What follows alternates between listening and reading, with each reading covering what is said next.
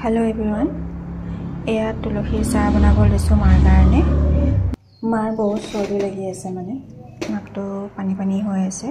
তাৰ কাৰণে এয়া তুলসী ৰেডি কৰি লৈছো আৰু তাৰ লগতে অলপ দালচেনি দিম আৰু লং দিম। আজি আদা নাই অৱশ্যে আৰু জালুকটো দিলে মাৰ পেটত ধৰে, সেইটো কাৰণে জালুক নিদিওঁ। এইকেইদিন উশাহ লওঁতে বহুত কষ্ট পাই আছে মায়ে। আৰু ইয়াৰে দুটামান পাত এনেকৈ অকণমান শুকান কৰি মানে তেলৰ লগত মিক্স কৰি তেলটো বনাই ল'ম নাকত দিবৰ কাৰণে।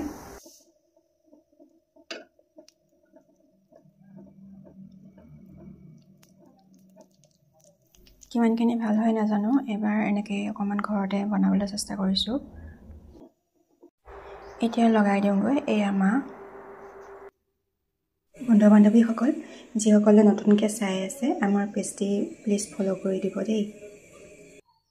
আৰু এইপিনেদি এয়া তুলসী চাহকণ, এইকণো পাইপেদিয়ে খুৱাই দিম আৰু